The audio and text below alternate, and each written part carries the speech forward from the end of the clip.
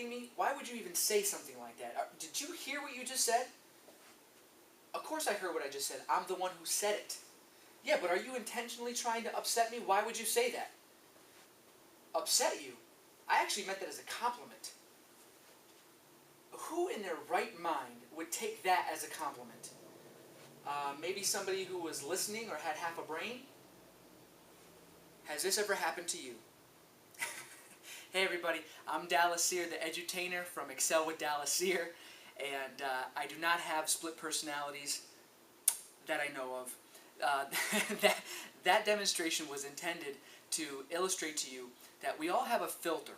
All of us are communicating from our own filter, the way that we receive information as well as the way that we relay information to other people. Now, what makes up that filter? Most people understand that your past experiences, the way you've communicated in your home, the way you communicated at school, even your cultural background, it all comes together to create your filter, the way that you perceive things. There's a famous saying that goes, we do not see things the way they are, we see things the way that we are. The reality is that you're never really perceiving something the way it is, but more based on the way that you see it. So, a couple things would happen if we all came into each situation with the understanding that we are relaying information through our own filter as well as receiving information through our filter. The first thing that would happen is we would have more compassion and empathy for where that person was coming from. In essence, you would have put yourself in that person's shoes. Now, doing that would create a more patient environment. Two people who understand one another better and are trying to reach a win-win.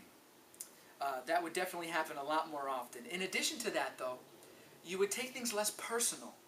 You'd realize that nothing is ever personal. No one's, even in their attempt to attack you, is not actually attacking you. They're not intending for it to be personal, even if they think they are, simply because they're perceiving you or a certain situation through their filter. So you'd be able to detach from the situation easier. You'd have less emotion involved and not take things so personal. All of your future dealings and communications would improve greatly. People would communicate with you better.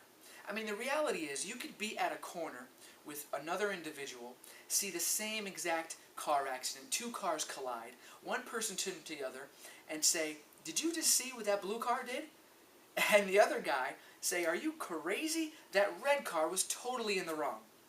Both people at the same moment seeing the same accident, but through their own filter. Now, I know personally, whenever I communicate with another individual, I have to consider my filter. For me, it is always sunny in my head. I'm a very positive and optimistic person.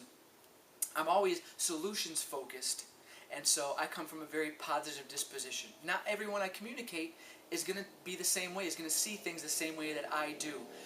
So I have to take that in consideration.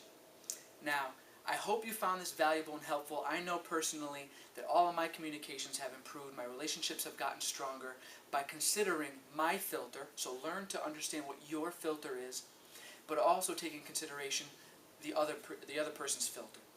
Now, I hope you found this valuable and helpful. I want to thank the wonderful Therese Miu for allowing me to be a guest, and I wish you all peace and prosperity.